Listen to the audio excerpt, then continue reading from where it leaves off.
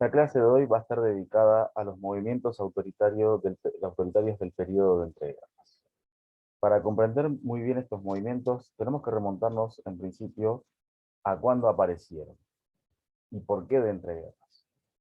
Bueno, como ustedes estuvieron viendo en clases anteriores, había acontecido un episodio importante que fue la Primera Guerra Mundial. La Primera Guerra Mundial, si bien provocó alegrías por parte del bando vencedor, que era el bando de la Triple Entente, no provocó todo lo contrario, sin embargo, en el bando opuesto, que fue en la Triple Alianza, especialmente en Alemania, que fue la principal castigada de la guerra, aunque también en Italia, que pertenecía al bando vencedor, que era el bando de la Triple Entente. La cuestión tiene que ver con que la Primera Guerra no fue evitada por los gobernantes europeos, gobernantes liberales, y el movimiento socialista, el movimiento de izquierda que estaba creciendo en ese momento, tampoco hizo lo necesario para evitar que esto se detenga.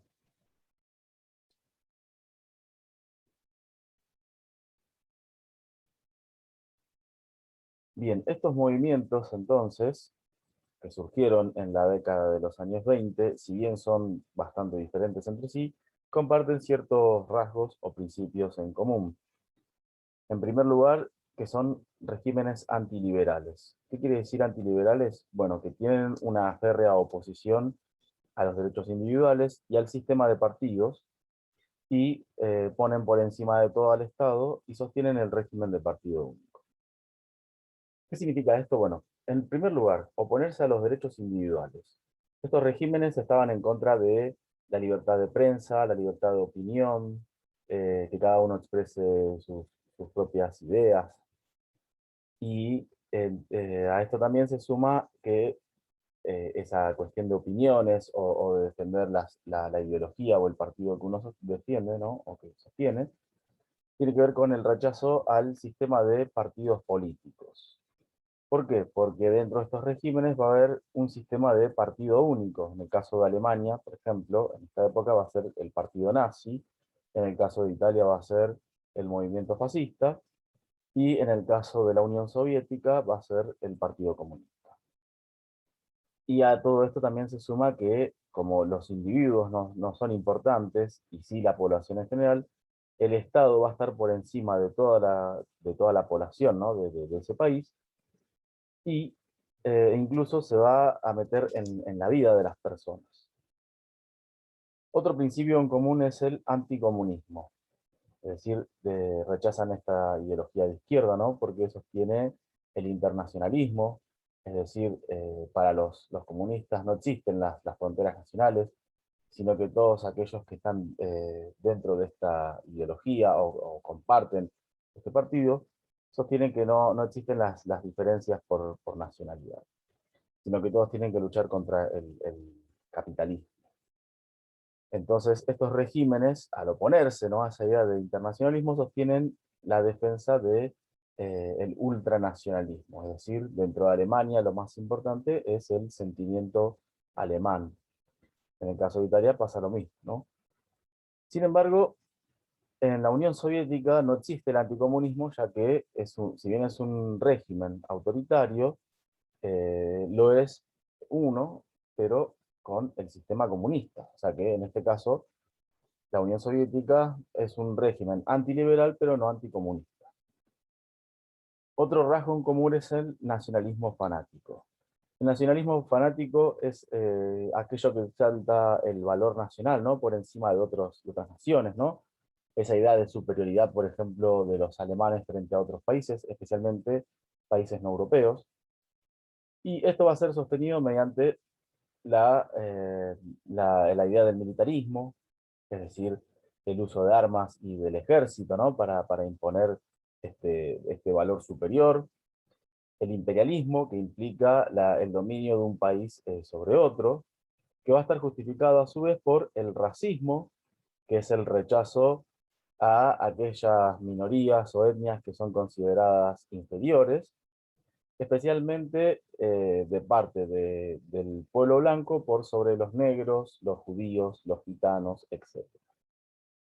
Y especialmente dentro del racismo va a haber un sentimiento que van a hacer, especialmente en Alemania, por el antisemitismo. ¿Qué es el antisemitismo? Es el rechazo a aquellas personas de origen judío.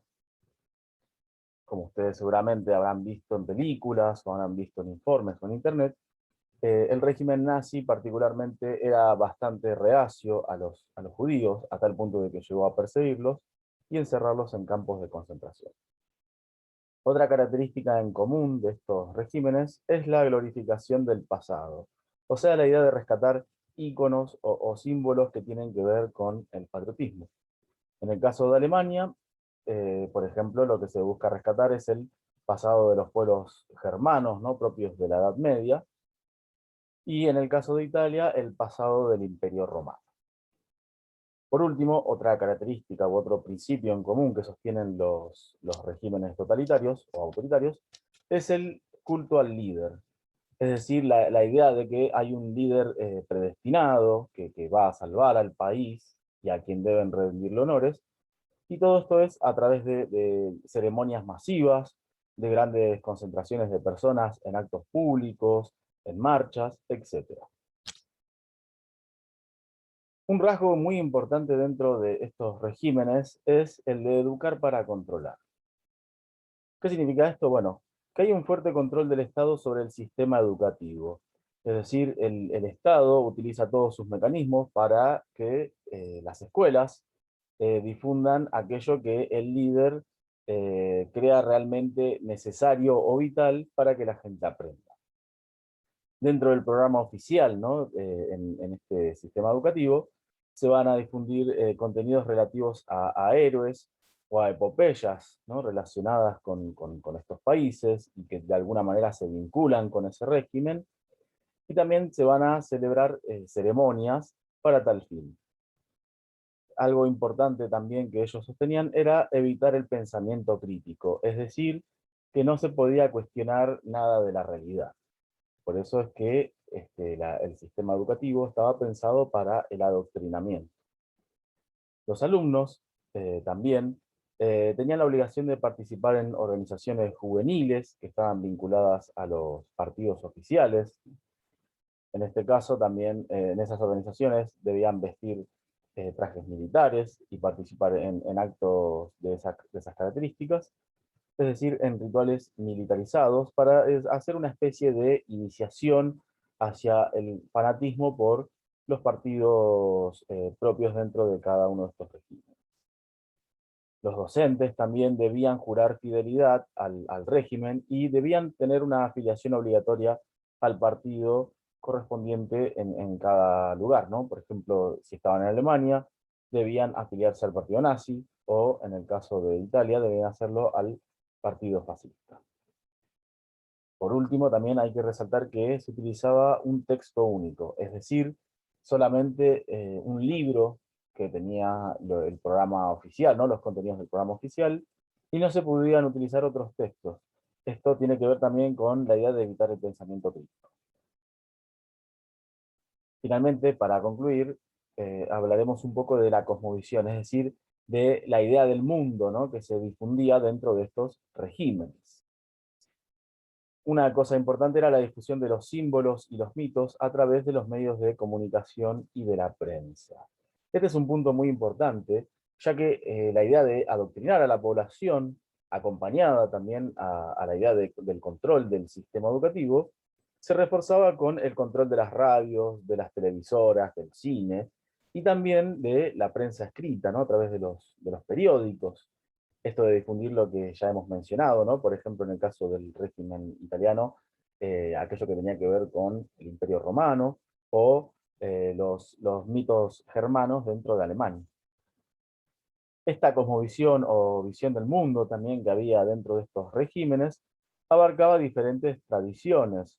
En primer lugar, paganas, es decir, aquellas que tenían que ver con cultos no cristianos; esotéricas, que significa que es aquello que es oculto o que no es perceptible a simple vista, sino para aquellas personas que se inician, ¿no?, dentro de ese propio culto. o incluso cristianas, ¿no? Contradiciéndose totalmente con las características anteriores. Y esta visión del mundo también se basaba en principios dualistas, es decir, había como una doble posición opuesta, ¿no? Por ejemplo, se hablaba de aquello que era puro o impuro, ario o no ario, etc., ¿no? Ario se refiere a aquello referente a las poblaciones blancas, ¿no?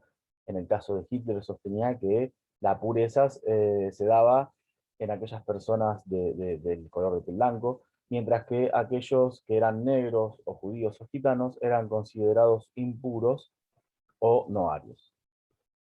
Y un elemento importante dentro de esta cosmovisión era el uso de símbolos también para identificarse con ese régimen. En el caso de Alemania, la utilización de la svástica, que es una especie de cruz que en realidad fue tomada de una cultura oriental. Y en el caso de Italia, los faces, que es un haz de varas que están atados a un hacha, como pueden observar en esta imagen.